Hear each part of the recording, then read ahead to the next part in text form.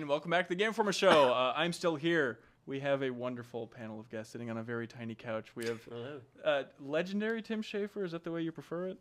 That's legally speaking, yeah, legendary. I'll accept that. It's on the driver's license at this point. Yeah. Legendary game developer Greg Rice from Double Fine as well. Welcome, sir. Hello. What is the official title within Double Fine? Official titles. Ooh, VP so of serious. Business Development. Yeah, VP. And of Biz. also responsible for Double Fine Presents, or publishing. Oh yeah, I definitely want to talk about that. Talking about. For sure. Yeah, for sure. Get on that mic a little bit closer there, Greg, when you yes, can. for sure. Yes. And then at the end of the couch, a wonderful guest, Josef Fares, all the way Hello. from Sweden. Yes, that's Welcome, me. sir. See if you can guess what his game is. Sorry? See if you can guess what his game is. Yeah, exactly. So For audio listeners, it's tricky. I do from- this, so you got the attention. Who are you, of The Rock? Holy Lord! We're doing peck tricks here. For It's my audio marketing listeners, trick. I'm doing it too. You can't tell that It I'm looks flexing. amazing. But fans may know you from your work on Brothers, Tale of Two Sons, and Yeah. now at this E3 you announced A Way Out. Yeah. Finally, you went up on stage during EA's press conference. Yeah. You wowed the world. It was a fun roller coaster ride because you got up there, you announced it, and you said, all right, it's split screen, also playable online, but it's split screen only. Exactly. And it was that a moment where it's like, what kind of game are we talking about here? My Yeah. mind is reeling about how this works. Yeah. But then I think you clarified it enough by the end. But why focus so much on split screen out of the gate there? All right, stop me if I talk too much. No, you Because can't it's do it, like sir. That's the point of the show. The amount of passion I have Stop. for this. Time for Ooblets, I'm sorry. I already love this guy. This is cutting I into already our love time. this guy. Hold on. Okay, this is awesome. No, but where to start? So the thing is, like, after I finished Brothers, I wanted to make like another game that pushed the boundaries on how to tell a story without like compromising on gameplay. I truly believe, from a creative perspective, there's so much to be explored. For me, it's like, I don't know, like, I can't talk about my next idea, but it's still like something that's like, when I tell it to people, they're like, what? Why haven't anybody thought about that before? But in this case, I wanted to make a co-op game that wasn't just drop in, drop out, because I really feel that telling a story in games can get an emotional connection with the interactivity with it. I mean, I've done 6 feature movies, so I'm a filmmaker in my background, so I've only done 2 games, but I really truly believe in the way of interactive, and I think like with this game, I wanted to make like a co-op game where you actually felt for the characters. They have unique personalities. They react differently to all NPCs. All NPCs are unique. How they react to them, and the game has a huge amount of variety. I mean, extreme amount of variety. We're talking like insane.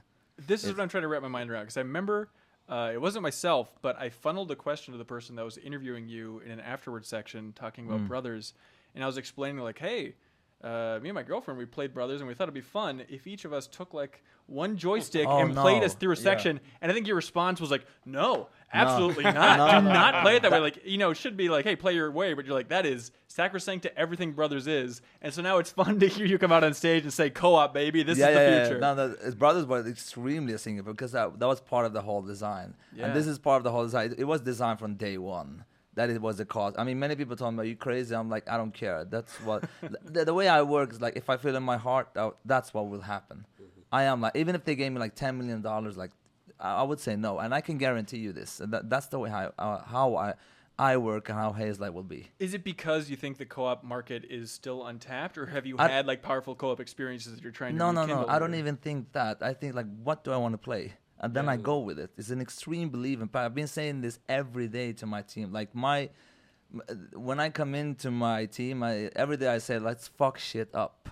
I mean, that's my motto. Let's fuck things And they up, say, man. good morning. You're like, yeah, good morning. Let's fuck shit. Yeah, no, it's true. I mean, Tim, I'm telling you, it's true. I Let me tell get my them. coffee, and then we're gonna fuck. I go all to the team. Are you fucking up? They're like, oh yes, Yeah, I'm I'm fucking fucking up. shit Yep, that's right. That's right. No, That's how we but started it's this like. podcast. But then, end of the day, it's like I think. I just think that we can experience stories together as well. I think that. I mean, I'm not against drop-in, drop-out experience. But I think this game is not about what's your level, what's my level. I'm 42, you're 40. No, it's not that. It's just something that I think a story can be told for 2 people, but at the same time, an extremely interactive story. So it's not a game where you're very passive. Because for me, those games, I don't think it's the future of gaming. I think that you should have the controller in your hand, not on the table. If you know what I mean. So, Tim, in Double Fine's experience, I'm trying to think of like the co-op ones. Seems like the biggest is Iron Brigade. Or the cave. Yeah. Oh, yeah, Cave's for also sure. Yeah. playable. How did I forget that? That was really cool. Yeah. awesome. Oh, you Really played the cool. cave? Yeah. Oh, great. So Don't be so surprised. throughout your throughout your years of experience, Mr. Schafer, what have you learned about the co-op experience?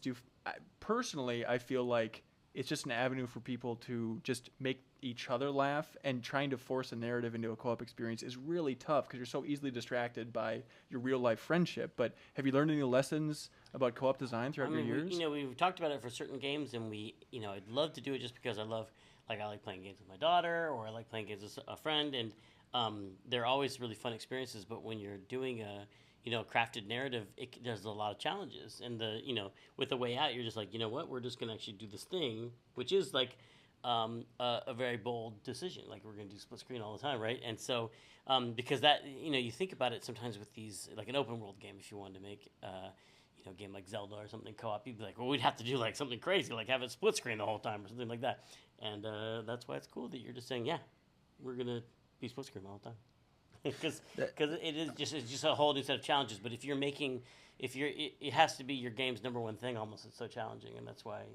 Well, it is. Sorry for interrupting, but it is extremely challenging because just from a technical perspective, you have to like draw two different screens at the same time. Sometimes we work with three. There are many. There are, Not a third player, but just showing. No, three. But when I'm saying that this game is, I'm gonna give you an example. Like in games when you take down guards, for instance.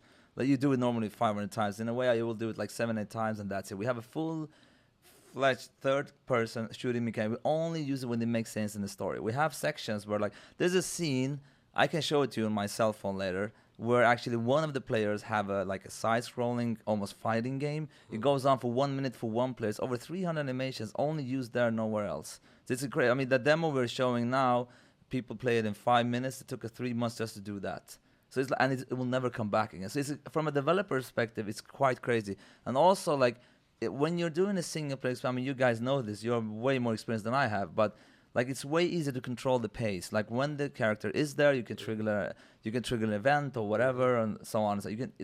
But when you have a co-op game, you have two people looking at each other all the time. You can't do all these tricks that you're used to. Now those are extremely. How do you? Not only the pacing, how do you tell the players how to work together? How do you explain that? Or if they want to do different things, or what if they don't want to cooperate. Yeah. It's extremely hard. And only a crazy person would do it. Well, I am crazy. You never answer that question when your friend asks you, "Are you crazy?" Yes, I'm change crazy. the subject. You're like, what does it matter? But I like to be crazy, man. It's fun. Yeah. It's like... I admire that mostly. I feel like we try to do the same thing in our company in general, which is not think about it's not what kind. It's inspiration driven. It's like, I have this inspiration. I have this thing I really want to do, and you're gonna. It sounds crazy to a lot of people, but you push it through and you solve the problems, and you kind of commit to it. And you guys are experimental enough. You're cranking out so many games. Not even to mention the music of Fortnite, which was fantastic again this year. Game Jam. You watched our crazy Game Jam? Oh, absolutely. It's just the best. It's so much fun, especially watching it and being a Psychonauts fan and thinking like, okay, this is the team that's making Psychonauts 2. What is it telling me? It's defining the shape outside of Psychonauts 2 without defining what's inside that shape, where it's like, what am I learning about Zach as a leader from the way he conducts himself with making, help me out, what is the name of the game? What the hell am I doing? I have no idea what I'm doing. Right. It's really fun in that way, but... Oh, go ahead. This is the thing. Like, looking at the small stuff I've seen of Psychonaut looks so good. I can't even understand why no publisher is backing this up. Now they are, but before. But is it okay to swear? Like, yeah, go for it. What the fuck is wrong with somebody? Are they stupid? It's like, when they look at a way about how dare you do this thing, but why not? We're making some, inspiration-driven choices. Like, we're gonna make a platformer, which is not something. 3D platformers, even though I think a lot of fans are kind of missing them, I don't think a lot of publishers are like, that's a safe bet right there. Yeah, but... So, we're partnering with Starbreeze, who you might know. Yeah. Oh, yeah. As you know.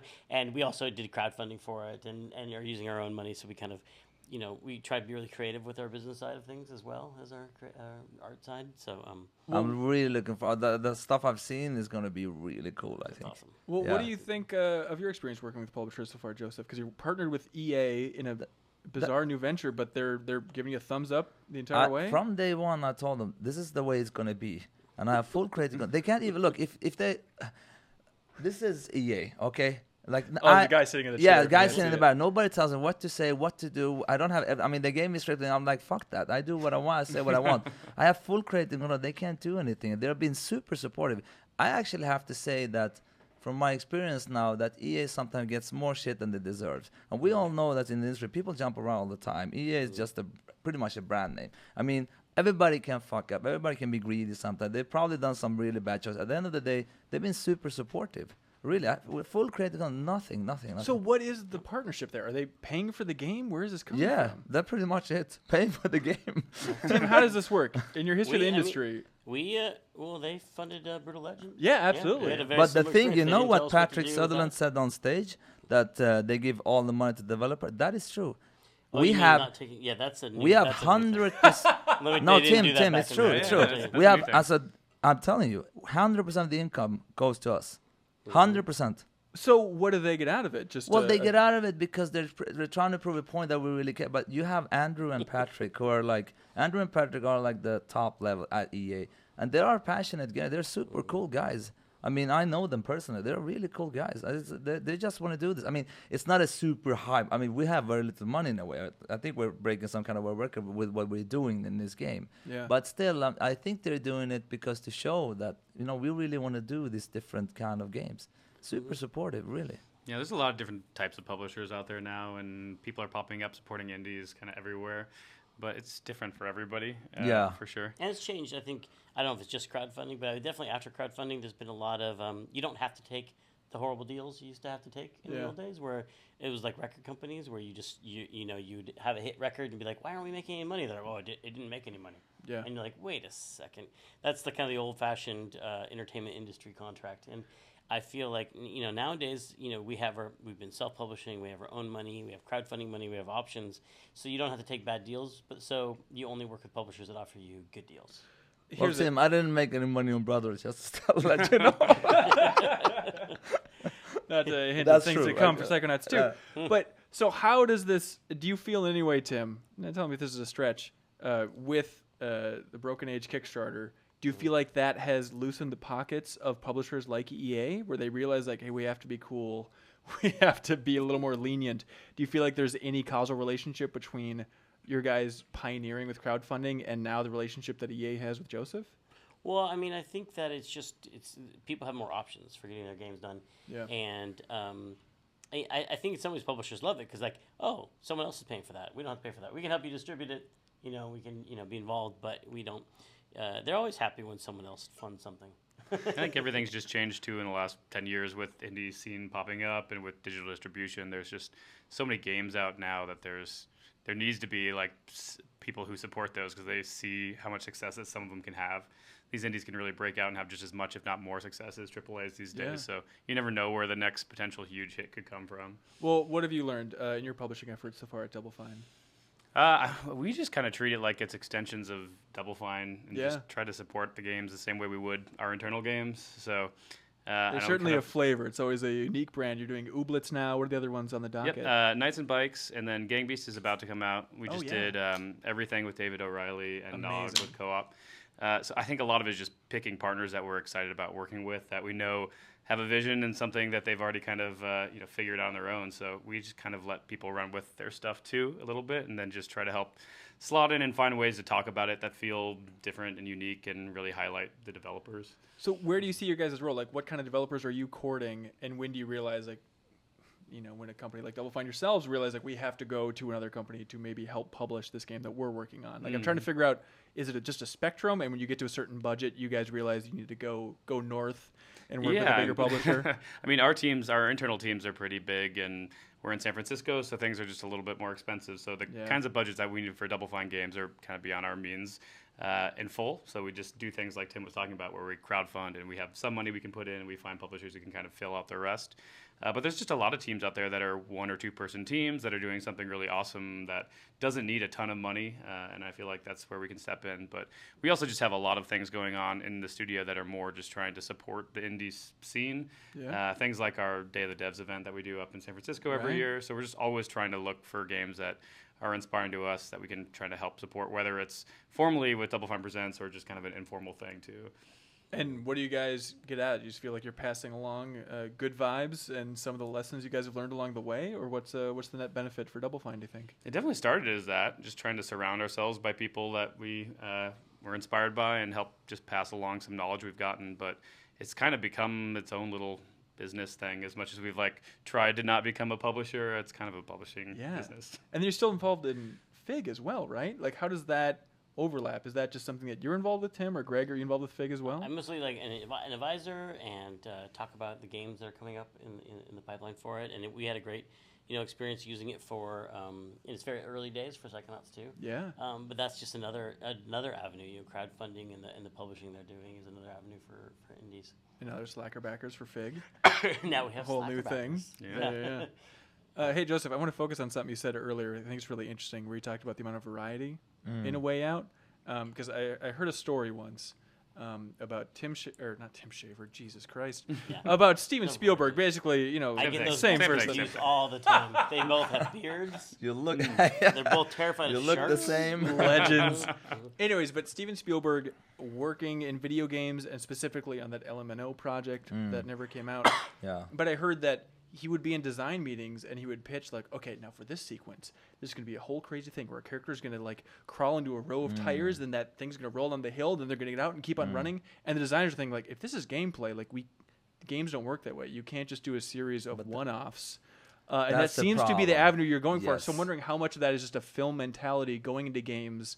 And I'm confused about why you haven't felt that brick wall of, that's not the way games work. You can't do that. The thing is like this. I mean, my team thought I was crazy. Now they're used to it in a much. But the thing like this, if you're gonna tell a story, an emotional story with two characters, if you repeat the gameplay too much, I think in general, games repeat themselves too much. It becomes so repetitive. So I'm like, come on, I've done this 100 times. It's enough. What's the point of padding out hours? I think that's what I say. It's so exciting to be part of. I'm so proud just to sit with these guys. It's so cool to sit with this. I'm honored here. Steven Spielberg himself. No, but for me, you have to understand this is big for me because I'm new in this. I've only done 2 games. But what I mean is that we are in a very early stage of understanding what, not even just telling a story in games, understanding what design is in games. So if someone comes to Hazelight and he tells me this is how you do games, I tell him that's the exit door because nobody really knows. We are starting there. So when someone says to Spielberg that's not how you do games, how the hell would you know that? We don't even know how to do it. We sometimes do something good. We don't really know. So what I'm saying, in this case, if you are emotionally invested in 2 characters and you take down 500 guys, or you shoot someone in the head suddenly, and the other scene you're with your baby, it's doesn't make sense. So why not? And we are seeing now, in a way, that you can do that. It is painful. You have to. I mean, I do the mocap myself. I run around, and I've lost my toenail with it. I do all the stunts as well. I use my big brother as I do everything to save money. But I'm saying just to be emotionally invested in these guys, you can't have the repetition. You have to change the experience all the time. That's what I said. It's very important for this game. And even if it sounds crazy, go with it, believe it, just do it. Yeah, good.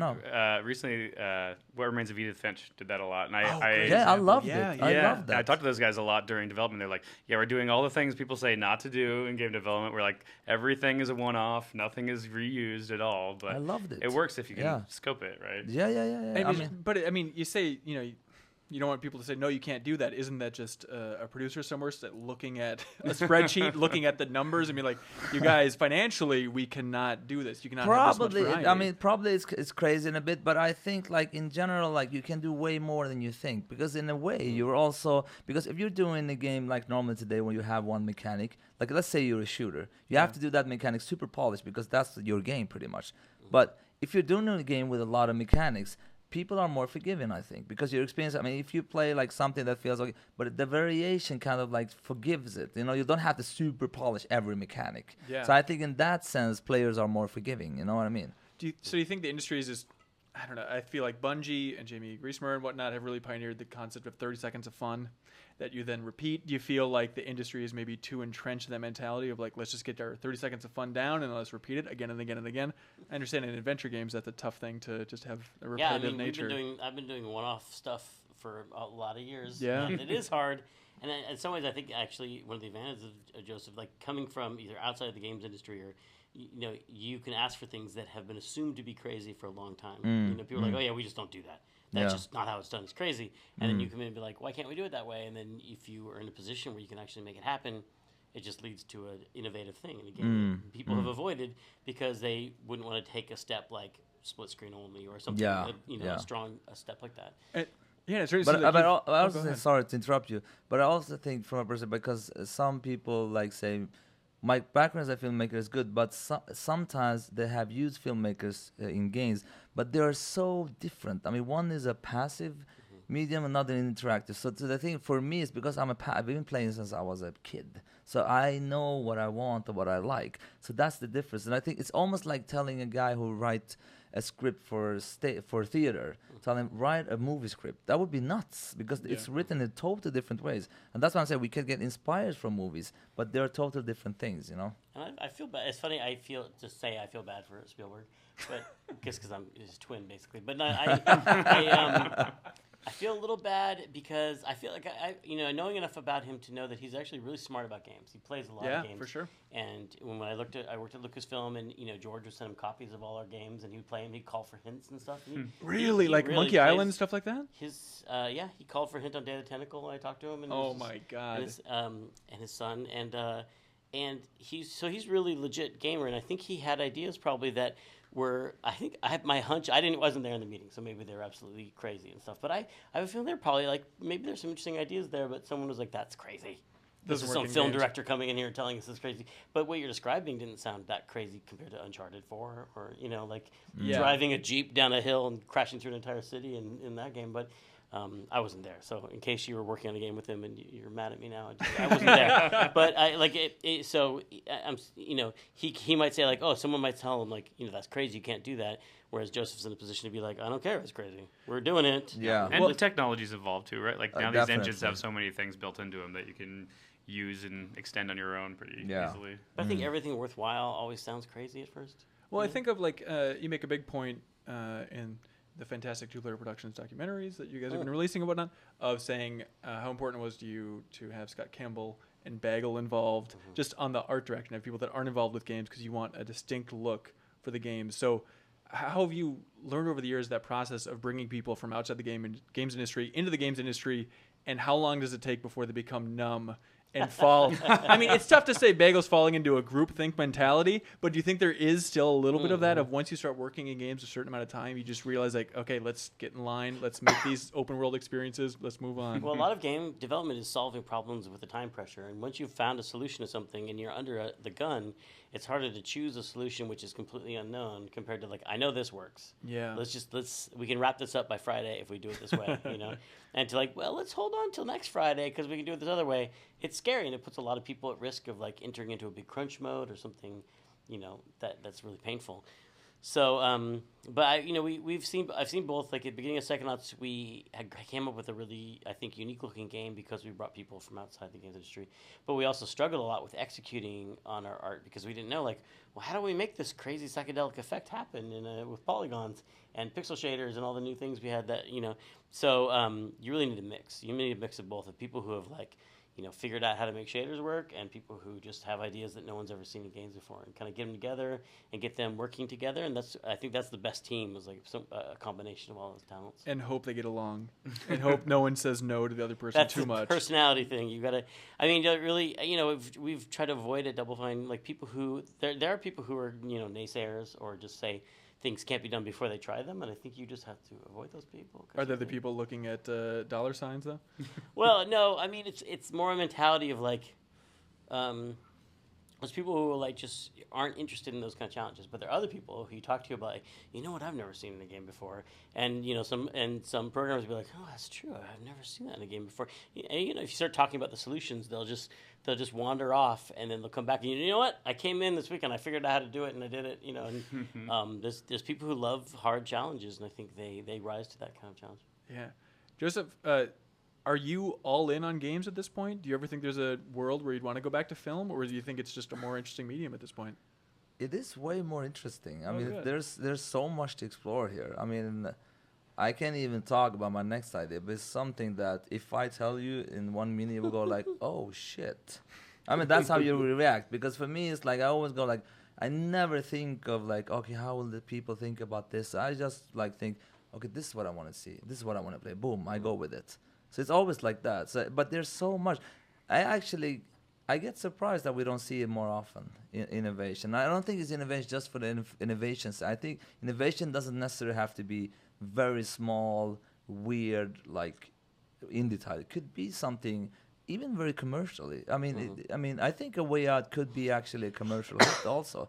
It's bold, it's cocky, but it could I think people really want to play this. I mean, all I'm hearing now is that people are super excited. It's something new, and it's a dopey thing, but I just saw it got very high up on Reddit, on the front page of Reddit, but I think it speaks to a deeper truth, if you want to go that far, where I think the headline just said E3 2017, and then it was a picture from the Microsoft press conference where it's just rattling down a ton of numbers, and then it shows a picture from Nintendo's press conference where it's Mario turning into a frog, and then like a reaction gif where everyone's like, oh, what is this? Like, it just takes something new and bizarre and different to capture imaginations in a way that numbers or slight improvements on a previous formula can't quite capture.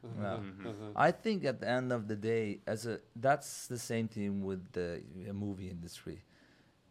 The people with the money and the creative people have to meet up in the end and understanding what they're doing together. There has to be, because it's very easy to blame it's the publisher or but if we have an understanding of what we're doing, because I'm not saying that go crazy, don't care about the money. I mean, people have to, pay loans. We have to understand there is a budget about this, but one doesn't have to you don't have to compromise. You can meet in the middle and find something together and make them understand that, this is possible. There are new type of game, and that's what I hope. But my big dream is to inspire other developer. Like, okay, a game like A Way Out sounds extremely bold. Like nobody in being was like, "Are you crazy?" But if this goes well, sells well, which I think it will, then I see like, oh, it is possible. Let's try to go and do something different. You know what I mean? Even in the commercial kind of like. Well, they won't say let's do something different. They say we should do it A Way Out. Yeah, but all our games are split screen this year. Then it's the wrong type of inspiration. But I hope, I inspire that way. But because you both do want the same thing, like you and the people with the money. You don't want to make A Way Out and then have nobody buy it. You want it to be very successful and popular. So you both want to hit. You have like both sides. It's just but the difference is I want it to be. But if someone had said to me, if you do this, it will be successful, then I wouldn't do it because that's not a part of the vision. I'm extremely hard on that. There's been many situations where people said to me, if you do this, it's gonna be better. For instance, a single play campaign or an AI controlled character. That's something that people said. If you do an AI controlled character, you will definitely have all the single play. I said no, because A Way Out is it's playable online, but you have to play it in couch to get the full experience. And the reason why is, like, to give you an example, there will be some choices in the game where you have, like, for instance, the demo I've showed there, before they go into the gas station, they have a gun, and they have to choose who's going to have that gun before we go in. Now, that discussion to have with your partner, like, is it you? And you can't progress without taking that decision. So part of the design is in the actual couch. You know what I mean? And if I have an AI-controlled character, that interferes with the vision, and that's what I mean. No, it's not worth it. Okay, I may sell 1 million units less. I don't care. You know what I mean? It's like, just I think stick with it. You'll sell twice as many because the other person has to buy the game. That's the business genius right there. Never thought about that. Yeah, Never thought about that. But you're rich already. I can see. But let me tell you, Tim, we will announce something later on that is actually my idea that I think will make people go even crazy. But you're not saying. This No, game I can't say it now, but it's about that, what you took up right now. Yeah. All right. Interesting. And that's come from me because, So you're very passionate about this game, and I love it, and it sounds fascinating. But it's been a long haul. Like, I remember, was it E3 2014? It was years ago. You showed like a couple guys on a train. Yeah. Was that a different game entirely? Yeah, I mean, that time we just started the studio, and I was actually at the Game Awards. There was Jeff Keighley, Sure. So he contacted me, like, can you show something? Like, we don't have anything. We just put something together in 3 weeks. Like, okay, here it is. So you and your brother went up on a train. No, it's not really in the game, that thing. So it's like. But that was the same concept, just an early. Yeah. take on Oh that. no. It's. I mean, did you see my Twitter? Like the pictures before. From day one, it's been those. As it's been always that. And And so this the holy shit idea that you're talking about, is that something you came up with after you started development on this one, and then it just became locked in, like, oh, that's going to be the next game after this for sure? You mean when it came? The idea? No, the idea you had for the next game that you talked about earlier. Actually, it's been living with me like for quite a while. It happened here on E3 when I was in my hotel room. When when it lands, like, oh, boom, now it's there. Like when when you almost like in one sentence you can describe it, you're like, holy shit, this is like so cool. And I already talked to the producer people, and they're like, I'm like, doesn't matter, this is what happens. So they will support this, I know it. Holy cow, bold move. Yeah, man. it's really cocky of me. I know. No, that's what it takes, I'm very guess. cocky, but look, how can I describe? I'm so passionate that sometimes, like for instance, have you played through Brothers? Oh yeah. Okay, so what happens in the end? You remember this thing? I'm not going to talk about it without spoiling it. Spoilers. When I came with that up, I couldn't even sleep that night. I was like, I couldn't sleep. That's how I work. Like it's painful sometimes, but I'm so connected. I mean, you all know how this make games. Like sometimes you're going like, why it's not working? It's so near me in a way. So it's very. Also, 3 years is not a long time in game. No. Is Yeah, that right? it was like long. 3 years. Come on, that's just. So you could keep up Joseph's passion for 3 years? That's easy? I mean, what is it like to keep that passion driving? Is it just a matter of like, let's rally the team, let's have a team meeting, let's try and convey this mission again, or just try and hope that everybody keeps that enthusiasm for years and years and years? I don't know, like, it's crazy. When I think I don't see it as 2.5 years. It's like every day I've been saying, like every day, it's like this is gonna kick out. But they almost got tired of me. But look, this is the way I see it. Yeah. I see this is a kind of a philosophical perspective of it. I think like most people are insurance people, and what I mean by that is that you don't wanna you save up to, you don't want to say this is great because you don't really know how it's gonna be. And if you don't have that insurance, I don't have that. I'm like, okay, let's go with it. It's not in my mind even. I just go with it, Whereas you're saying other people are hedging their bets. Yeah, they're like, I don't know. I'm fine. I'm not against. I understand it, but I don't think. If I was that, I wouldn't have gone with the way up because there were many people that were very skeptical. The Brothers was the same thing. Our mock-up reviews, our pre-reviews of Brothers were like super bad. Really? Super bad. They were like, and I read them like, okay, this is bullshit. They don't know what they're talking about. I don't think.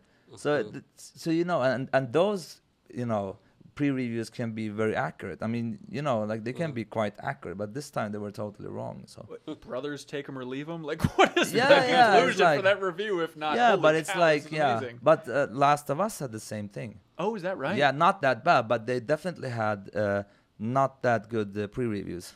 I mean, I've talked to Neil about this, and Bruce. I know them now. They're really cool guys. It's the same there, actually. Well, hey, what have you learned about the industry since the release of Brothers? Have a lot of people reached out to you? Has it been an eye-opening experience? It's been like, when you're like proud, when you're happy. No, what does that feel like? No, but it's like, no, that's how I feel all the time. Like sitting with you guys, this is so much fun for me. It's like I enjoy every moment of it, and I feel more and more excited every time. Like it's super cool. Like I feel like I'm part of something so great. You know what I mean? Is it just because you've been a fan of games for so long, or is it just since I was young? Like I know these guys long time ago. Now I sit and talk about games with them. You know what I mean? It's a really cool thing. I mean, for me, it's a dream come true. And to feel this passion, and to feel that people are really also like understanding what I'm trying to come with here. It's like, so I hope like I also can inspire and stuff like that. And I think I will. Yeah. Yeah, I mean, to your question about how do you keep people inspired, I mean, I think just like that kind of enthusiasm is really contagious. When you're pitching a game, some people think it's about sales, or you gotta trick someone into like really impress them, and a lot of it is just if you feel something really deeply, if you just talk about why you love it, pretty soon everyone in the room is like, oh my God, we love it too. Like if you just really are being sincere and honest about why it really makes you excited.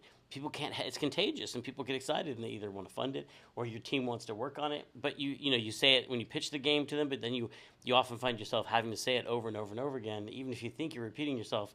I think the team needs to hear it. People need to be reminded of what was that spark that made you love this idea in the first place. Even like Broken Age Part 2, where great game, but that was a long haul.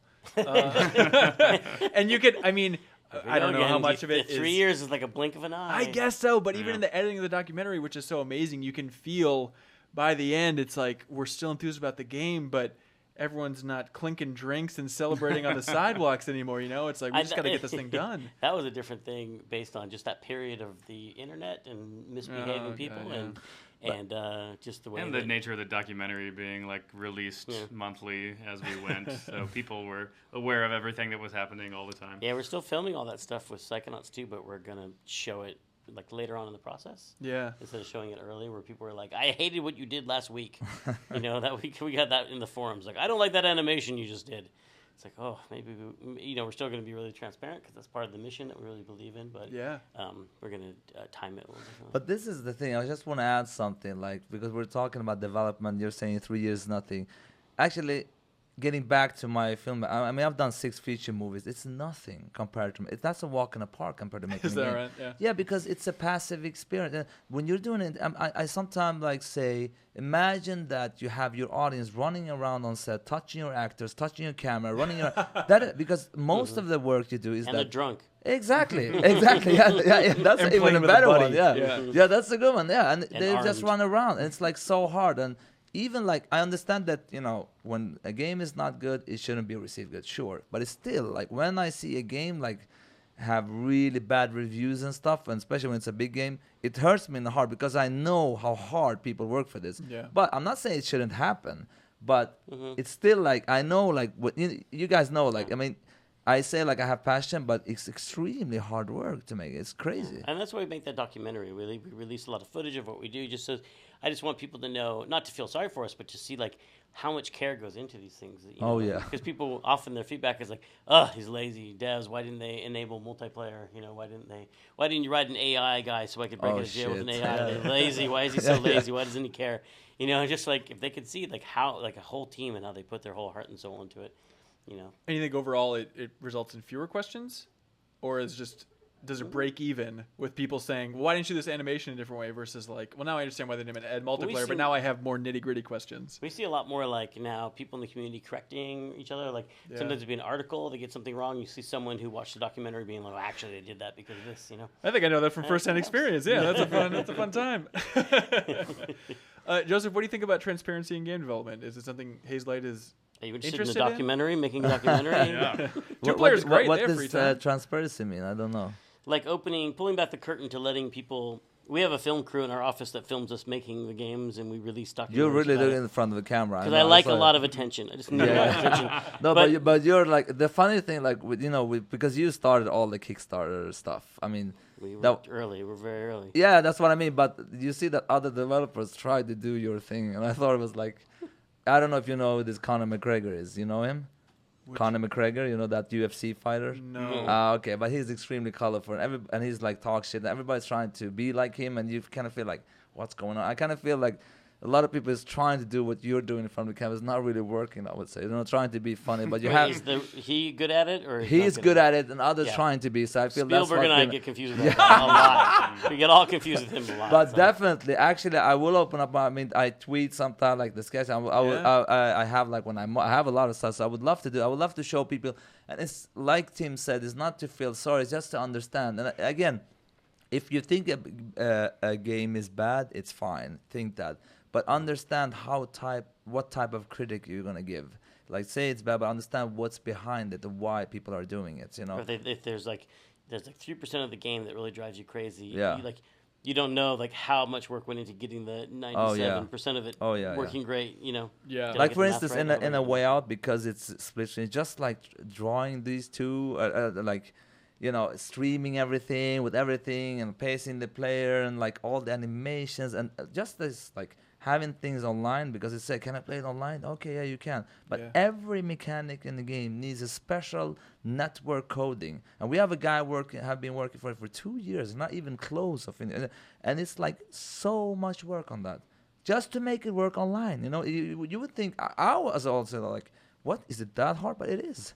I mean, it's so much work because there are so much in the mechanics. You have to make it work everywhere. Every single interaction you do have to work. Every single animation, every like, every like in a way out, every NPC have a unique reaction for the reactor with the choice. Everything has to be recorded, animated, fixed for the network, blah blah, localized, blah blah. It goes on and on and on. It's crazy. It's really crazy, but it's fun. But it's like I would love to do. I'm actually thinking, because I am a filmmaker, to show this because people, because I've seen like when I talk about like how like you do games. People are interested. They're like, oh, interesting. And I know it's like it, but you have to tell it in a way that's not too technical, that you kind of like understand it. Then it's really interesting. But then you have the crowd that wants it more technical as well, and just details walking that line. Yeah. Oh yeah, for sure. You saw like, and we take it for granted. Like you saw that kind of little kerfuffle over the frustum culling and Horizon, was it? They did a little animated GIF of how the camera was only rendering what was on screen. Yeah. And people were like really fascinated with it, and a bunch of game developers were like, that's just frustrating. That's no big deal. That's stupid. And that's kind of a mindset we get into too much, because we see this stuff every day, that people really are interested in the fact that we white box a level before we actually put the do the art. Oh yeah. Because they don't know that stuff. And this came from, like, when I was a kid, I really wanted to make video games, and I wrote Analog Magazine, which is the magazine that came with the Atari, or was for the Atari 800. And I was like, how do you work in games? And they never wrote me back. and I was like, oh, I guess they're made by smarter people than me, and I'm and then I accidentally stumbled into a game career, luckily. But when we show the documentary, it's because I hope that younger people are watching it and they're like, oh, those bozos can make a game. I could do it. Yeah, I've seen how many different types of people work on the game too, and the fact that it's like more than anything that I've ever been a part of. There's just so many different disciplines involved between the artists and the animators and the musicians and the designers and actors programmers and the writers and the fact that it's all just coming together and like balancing on a pinhead. It's crazy. Oh man, it's wild thinking about you coming from the film world going into the game world, Joseph. Yeah, I just want to try to show you something. If I have any connection here, when I'm in the mocap doing the mocap, I just come on. Do we have any? Is that you? Yeah, it's me. Yeah, I mean, it's not like we can afford stunts. I don't know. Oh, I see. That's true. Yeah, it's me, but it's not That's working. I don't know. On the audio. Yeah, it's gonna be. He's got a picture of. What part of your body is that? But sorry. Yeah. Every once in a while in interviews with you, I hear people asking you like, "Why don't you just make a movie? Why don't you make a cartoon?" I understand Costume Quest is being adapted, but have you never had any interest in going the opposite way that Joseph went? Like creatively, it's all interesting, but I feel like sometimes it's like if you finished a big sculpture and someone's like, "You should do a painting of that." It's like, well, that would be another thing to do. Yeah. But I like games. I think games are what's interesting to me. So if I raided your house, I wouldn't find any unfinished scripts for just the funniest movie of all time. We have so many game ideas. I feel like there's always one to jump to. Yeah. Leave the movie making to the movie makers. But I'm glad we're doing the cartoon, but we're doing it with someone else. Like, we're not making a cartoon in Double Fine. Yeah, Fred Rader and the people making that one. Yeah. This is a cocky statement, but I think... What? Yeah. No, now for a change. But I think that the interactive storytelling will in the future totally take over the passive storytelling. I mean, I'm still good at movies. It's not like I don't No, but it's like laying back here, look here. Now we were. Oh, is that your brother? Oh, what are we watching? It's a mocap video of two guys beating the crap out of each other. Is that a stuntman or your brother or both? No, it's me. There's you no and your brother. There's two. No, that's actually one guy at Hazelight. Oh, okay. So it's like we do all the stunts and everything. Is that you getting your face smashed against the? Yeah. That's nice. Wow. I feel like you need to write a blog about what you eat That's every what I'm day, thinking. your mindset, I just got a whole way of idea life now. for this. I got an idea. We should like do. I can do a documentary like how to make game, and I think is there anything really like this out there? Because I know how to tell like a story. I'll send you a link. Yeah. I mean, This is the best one ever made, or ever. No, but I think like how to make a game. Our crowdfunding campaign was that this documentary crew came and said we want to make a documentary about the making of games. Okay. And we said okay, and we crowdfunded it, and we made this game, and we've kept them on to like They won't leave. They won't leave. And sorry. but we let them. They come to meetings, and sometimes it's awkward. Like sometimes you're having a meeting, like I just want to like talk about this stuff. We don't know how this level's going, and the level's not really going that well, and we want to not be filmed. That's happened, and but we let them film it, and then they edit it together, and by the end of the project, they can tell a whole arc of like when we had our the honeymoon period, and then the rough period, and then the figuring out of the problems. Okay. And But so much of it has come drama. down to just But how is trusting it? their editing. I mean, But have they showed you any material? Like, yeah, we released. We put it on Blu-ray. all right, It's- all It's, right. hey, Blu-ray. Joseph, it's Double very, Fine very Adventure. good. From Okay, a video cool. production side of things. What like, is it called? Where can I see this? Double Fine Adventure. Well, Oh, I'll send nice. you one. Yep. Yeah. Nice. It's And on you YouTube. It's kind of on- like show like how to build assets, animate, Well, everything. we don't. I mean, there's some where we go in. It's not like a how-to. Yeah. It's more like they film us in meetings where we talk about running out of money. We talk about Okay, like okay. and we talk about what we're gonna do, and then we show how the team feels about that, and so it's kind of more the story. Okay, but I'm of what the thinking- team goes through. But I'm thinking doing it from more like a behind the scene of how to make a movie, so people get an idea. step like- one, so step people two. get an idea, so then say, "Oh, why don't they make Uncharted 4 a split screen?" I mean, that would be easy, but no, it's not easy. Yeah, why don't they make Uncharted 4? And all they got to do is say like split screen here, right? Yeah. Or when they say this is computer made, yeah, it's like computer made happens by itself. Have you heard people say that? Yeah. That's computer made. It's like, all right, you just write it in and it's They're done. faking it. They say Yeah. that about our remasters. That we just like hit the up-res button. It's like we repainted every single thing in the game. Oh, shit. my gosh, I get it. Yeah. Joseph, you mentioned Uncharted 4. Have people made a lot of Uncharted 4 comparisons to A Way Out? Yeah, which is like super compliment in a way. It's like what? They have like I think $140 million. And Big game. It's a big game. Oh, Yeah. it's a big game, yeah, and that's like a big compliment they get. But yeah, I think it's because of some of the. I mean, I have some Uncharted moments in the game, I would say, but it's for co-op. And what does Uncharted moments mean for you? It's like these high cinematic moments where it's like I want to show you something. Okay, I'm gonna show you something. You can look. This is Yeah. so Greg, what- you narrate it for us, please. Yeah, narrate this. So what this is like, okay. I taking don't, us I know. I don't know through- if this is the beer effect, but I see a Swede punching another Swede. oh shit, this is my girlfriend. That's not good. Okay. I see that. Greg, you wanna narrate that, So please? the thing is like this with A Way Out. It's like so what we do is that you can see here we tell the story like this guy have 65%, this guy have this. So this happens only in this scene. All right. Are you seeing? Yeah. Yeah. So what you have here is that if you look here now, so this guy is like walking while he has a cutscene. He can do whatever. He can just like sit on the sofa and relax while he have his scene.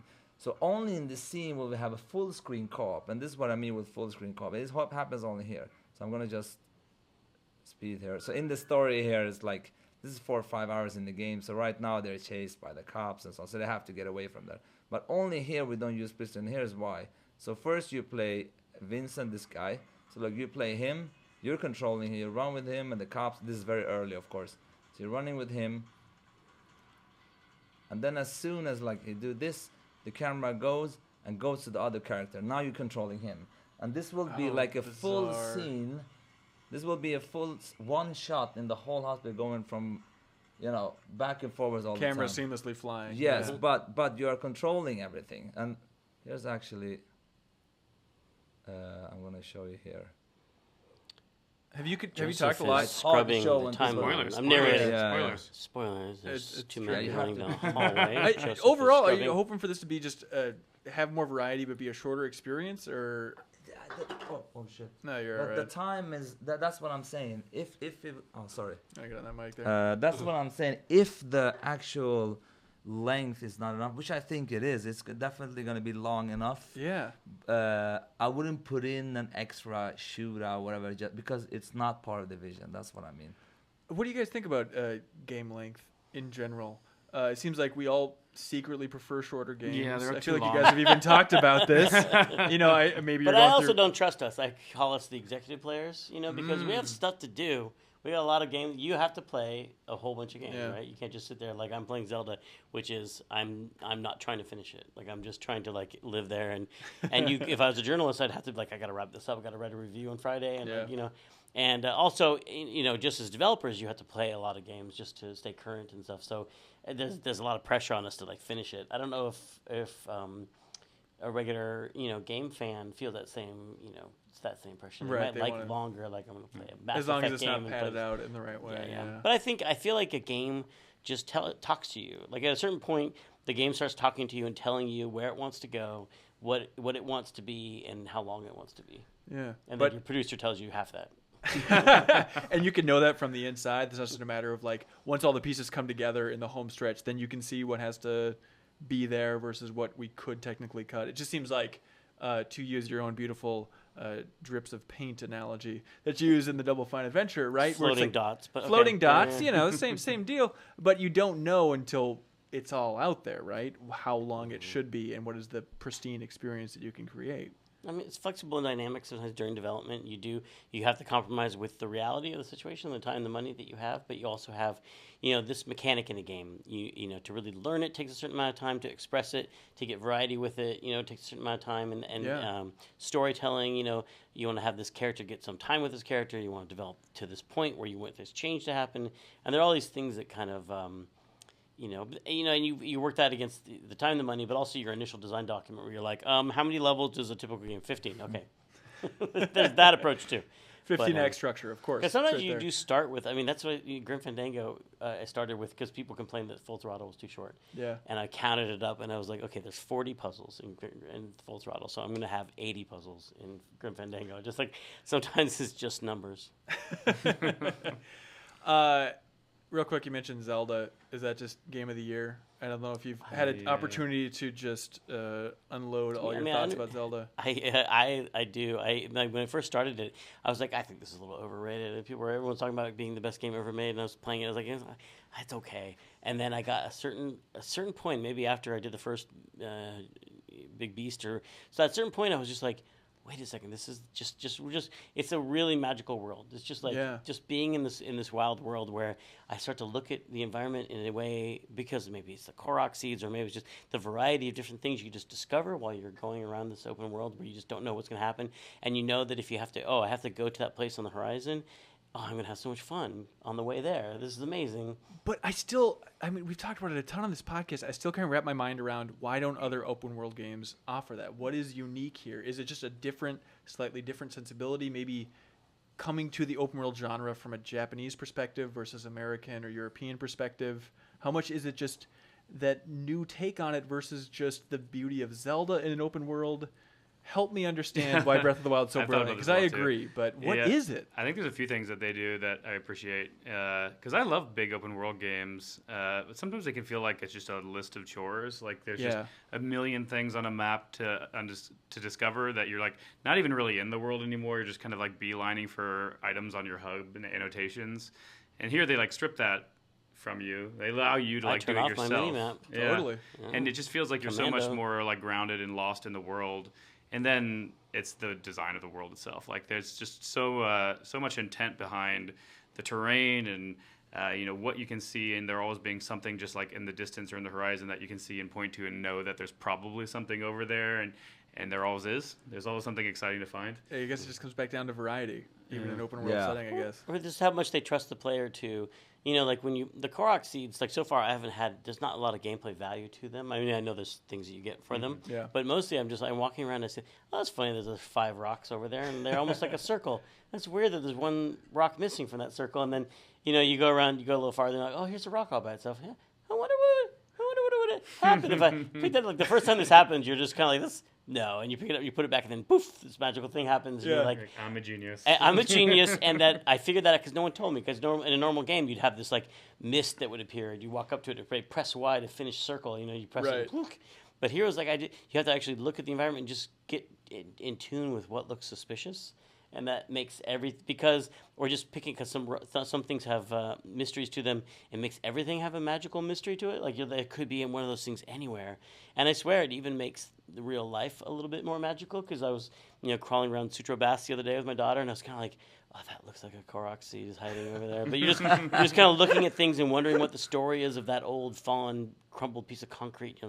You start to examine things a little bit more closely. When is my weapon going to break? Yeah, everything. Yeah, exactly. That's totally what I was thinking. Joseph, do you have a favorite game from recent memory? Have you been playing Zelda? I played Zelda, and I really loved it for the first 25 hours of the units. But then again, for me, it became too much the same thing after a while, actually. I have to admit this. I mean, I'm a huge Zelda fan, but I felt what you guys felt. Like the villages was unique and all that stuff, but then it did some of the open world like traps or whatever you call it. That I felt like I kind of lost connection to it. It felt a little bit, but that's after 50 hours, so it's still a great game though. Right, so. but once you start seeing the Matrix, like, okay, I know there's dragons in this world. I know it's probably gonna be a Korok. There's a mysterious rock missing. Yeah. Once you see the ingredients, then it Yeah, kind but of I would love loses to it. add something about the time, because I know there's a lot of talk about, you know, for my $60 there's something with this industry. I don't even know what it is, but I don't know how people value their time. I mean, it's really weird. I mean, what is that? I mean, it's like I paid $60 and nobody questions a time length on a movie. Nobody. I mean, look, for me, it's like, don't you want to have, like, when you have good sex, does it? Is You it lost like, us. Is You it lost like us. oh? Yeah. You'll have Is to it like, explain that. Is it time? I mean, isn't it good to have an experience where you're like having a great time? What does Co-op. time have And to it do has to with be it? value for your money, is what you're saying. No. But that's what I mean. It's like, you know what I mean? It's really weird. How do you value your time? Because it's weird. Because is it like, if you do the same thing over and over again for 50 hours, is that a good value for your time? Isn't And it yeah, better? and well, I don't think they're valuing their time. They're valuing what they imagine is the possibility of their time. Like if I buy a movie on Blu-ray, it's Yeah. only 2 hours, maybe entertained, but I could, if I wanted to, play it over and over and over again. So it's infinite. Yeah. You know what I mean? Which is not, of course, you're not going to though. You're only going to Yeah. watch that movie. Yeah, exactly, A few once. times maybe if Yeah. you're lucky. And but people, it's like more that idea of like, oh, I think I could play this game for 90 hours. And it happens like in board games. There are these legacy games where you rip up cards, and I know like Pandemic Legacy, and you only play them once, and people are like, that game cost $50, and I can only play it like one time. But it's like actually it would take you about like 30 hours to finish this, and you know how many board games have you played for 30 hours? You know, and I think it's changing. I think people are.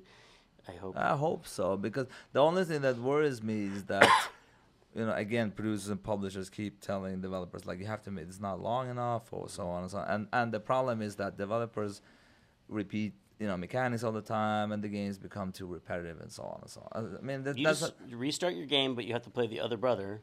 You have to play the other character. I And mean, then there's twice definitely as long. There's definitely a lot of content a way out. So I'm not too worried if you want to replay it and stuff. But that also Flip the screen replay top to bottom. replayability. You know, you hear publishers say that all the time, replayability.